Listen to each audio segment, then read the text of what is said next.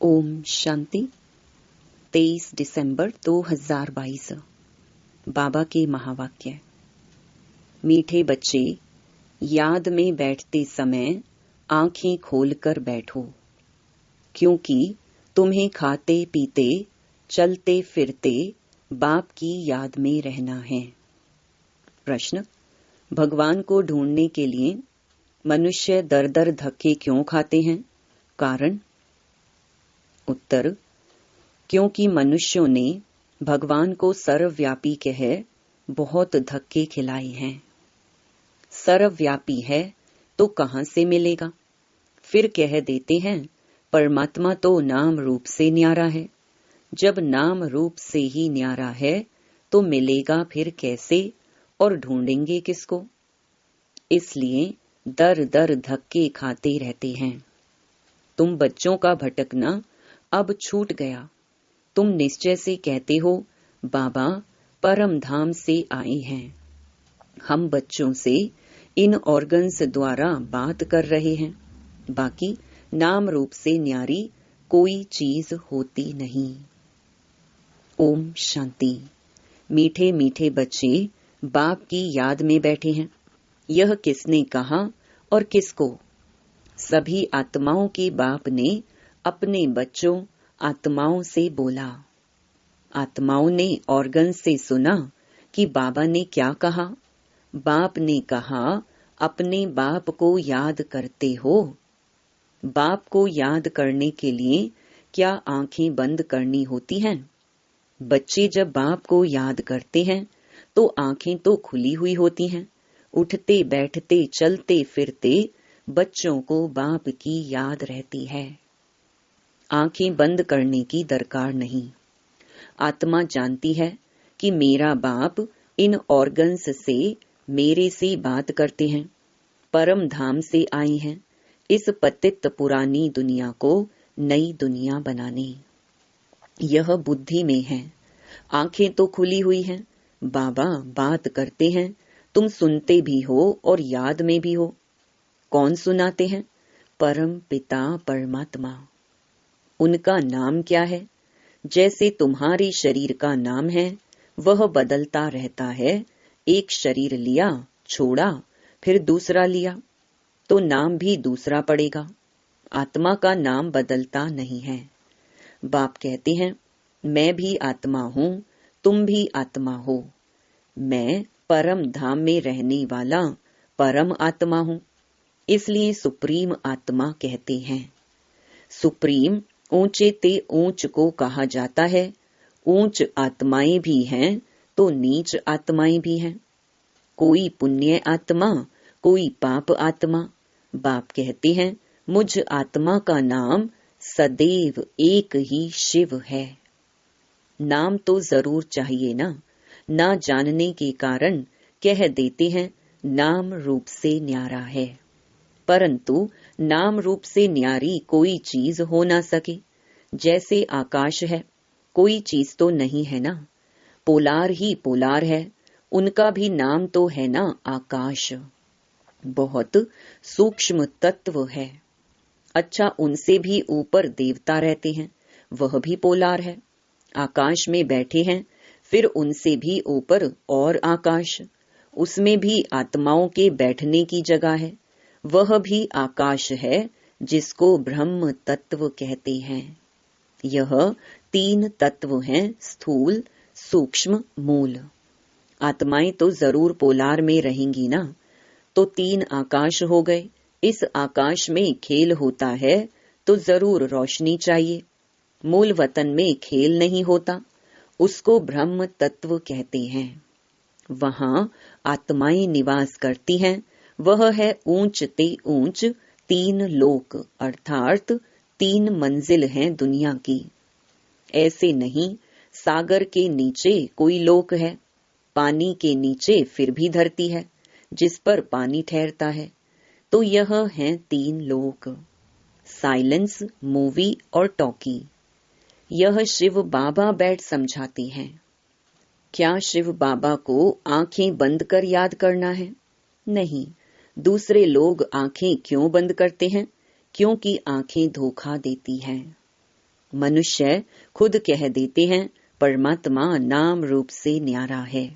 फिर कहते हैं पत्थर भित्तर सब में है, 24 अवतार हैं, कच्छ मच्छ अवतार है, वास्तव में है सब झूठ ही झूठ।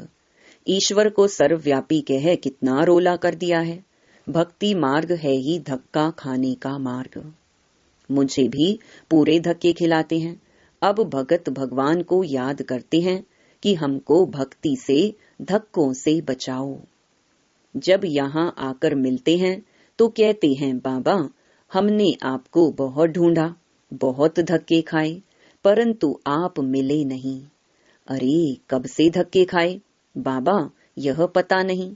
अब बाप समझाते हैं ज्ञान से ही सद्गति होती है। मनुष्य कुंभ के मेले पर धक्के खाने जाते हैं। जहाँ भी पानी होगा वहाँ जाकर स्नान करेंगे। कुंभ अर्थात संगम। असुल है आत्मा और परमात्मा का मेला, परंतु भक्ति में फिर वह सागर और पानी का मेला बना दिया है।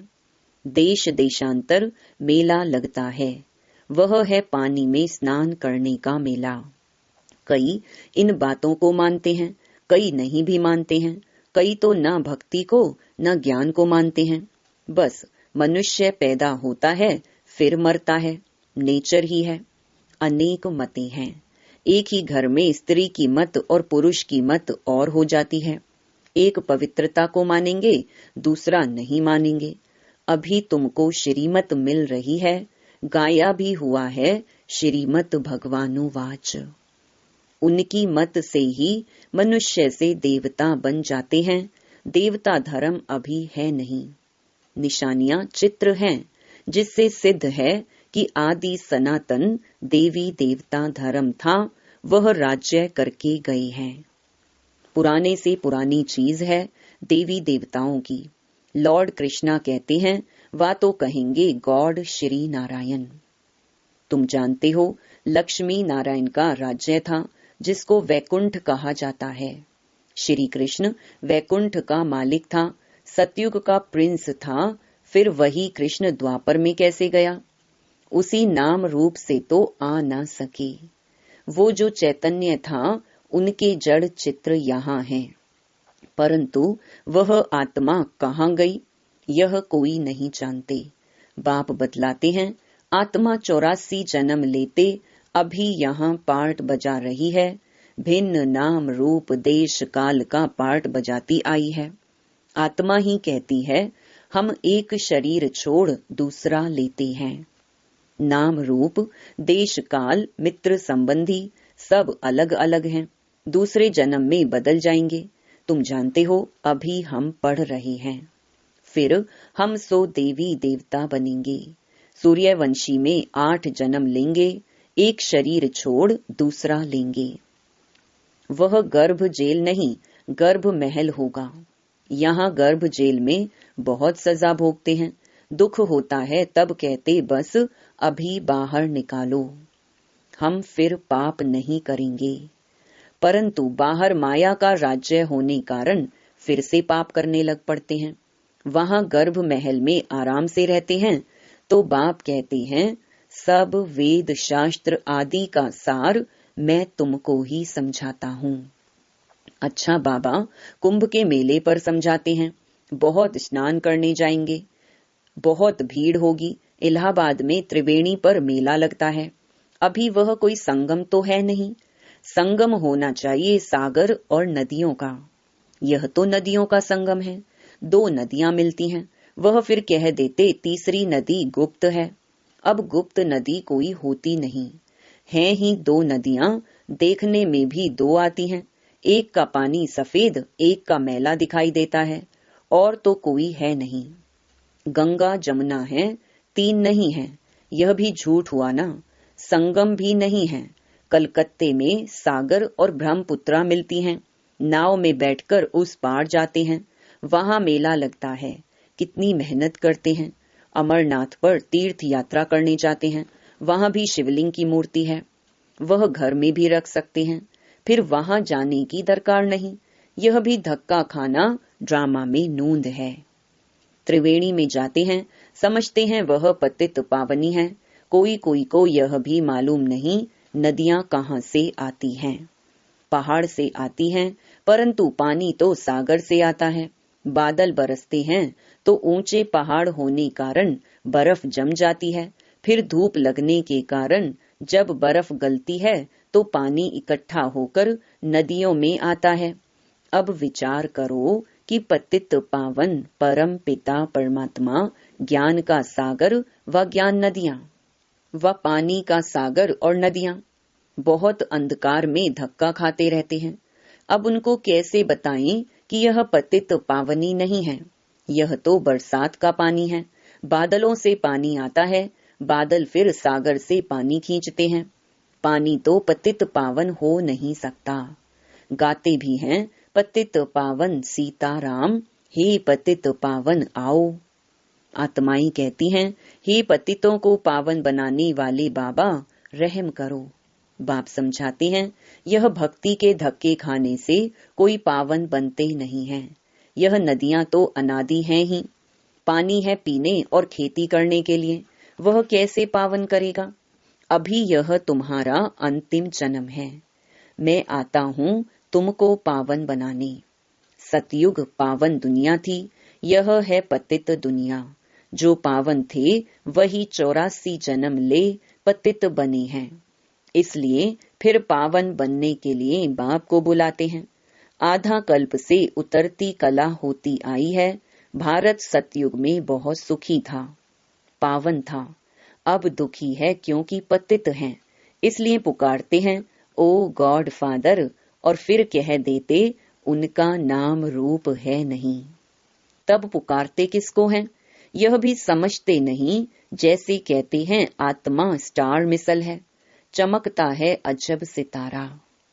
आत्मा बिल्कुल छोटी बिंदी मिसल है। टीका भी यहाँ लगाते हैं और कहते हैं भ्रकुटी के बीच चमकता है अजब सितारा। तो इतनी छोटी सी बिंदी आत्मा में 84 जन्मों का अविनाशी पार्ट नुंधा हुआ है, वह कभी मिट नहीं सकता। यह सारा नाटक इमॉर्टल है, चक्र फिरता रहता है। ऐसे नहीं सृष्टि एक जगह खड़ी है। आदि सनातन देवी देवता धर्म जो पहले था वह अब नहीं है। जरूर जब ना हो तब तो मैं आऊं। मैं आकर फिर से देवी देवता धर्म की स्थापना करता हूँ। तो चक्र फिरता है, हिस्ट्री ज्योग्राफी फिर रिपीट होती है। सतयुग में सूर्यवंशी राज्य था, त्रेता में चंद्रवंशी। अब फिर तुमको 84 जन्मों का पता पड़ा है ना, कैसे हम चढ़ती कला में आते हैं। बाप सभी बच्चों को पतित से पावन बनाने का रास्ता बताते हैं। ऐसे नहीं कहते कि आंखें बंद कर मुझे याद करो, खाते पीते चलते मुझे याद करना है। आंखें बंद कर खाना खाएंगे क्या, मक्खी अंदर चली जाए। तुम बच्चों की आत्मा जानती है कि बाबा हमको पढ़ा रहे हैं। वह कहते हैं बच्चे मुझे याद करो तो तुम पावन बनेंगे। जितना समय यात्रा में रहते हैं तो मनुष्य पवित्र रहते हैं, लौटकर आते हैं तो घर में फिर पतित बन जाते हैं। तुम्हारी है रूहानी यात्रा जो बाप कराते हैं। बाप कहते हैं तुमको अमर लोक में चलना है तो मुझे याद करो। आत्मा पवित्र होने से ही तुम उड़ सकेंगे, अंतमति सुगति होगी। बाप की श्रीमत से ही सदगति मिलती है। श्रीमत कहती है हे आत्माएं, माँ में कम याद करो तो खाद निकल जाए और तुम मुक्ति धाम में चले जाएंगे, फिर जीवन मुक्ति में आएंगे। इस चक्र को समझने से तुम चक्रवर्ती राजा बनेंगे। सतयुग त्रेता में तुम पावन थे, फिर बाप तो पूछेंगे ना कि तुमको पतित किसने बनाया। यह भी अभी तुम बच्चे समझते हो कि जब से रावण राज्य शुरू होता है तो पतित बन पड़ते हैं। आधा कल्प के बाद पुरानी दुनिया हो जाती है, फिर तुमको सुख तो नई दुनिया में मिलना चाहिए, वह मैं ही आकर देता हूँ। हम तुमको पावन बनाते हैं, वह तुमको पतित बनाते हैं। मैं वर्षा देता हूँ, रावण श्राप देते हैं। यह है खेल। रावण तुम्हारा बड़ा दुश्मन है, उनका बुत बनाकर जलाते हैं। कभी देखा शिव का चित्र उठाकर जलाएं? नहीं, शिव तो है निराकार। राम सुख देने वाला, उनको कैसे जलाएंगे? दुख देने वाला है रावण। कहते हैं यह अनादि जलाते आते हैं, तो क्या शुरू से ही रावण राज्य था? राम राज्य हुआ ही नहीं, यह सब समझाना पड़े। रावण राज्य कब से शुरू हुआ, यह किसको पता नहीं। आधा कल्प से शुरू होता है। तुम सब द्रौपदियां पुकारती हो, बाबा हमारी रक्षा करो। अरे तुम बोलो, हमको पतित बनना ही नहीं है, हिम्मत चाहिए। नष्टो मोहा बनना है, मैं शरण तब दूंगा जब तुम नष्टो मोहा बनेंगी। मेरा तो एक शिव बाबा, दूसरा ना कोई। पति बाल बच्चे याद पड़ते रहेंगे तो वर्षा पा नहीं सकेंगी। गृहस्थ व्यवहार में रहते हुए बाप को याद करो।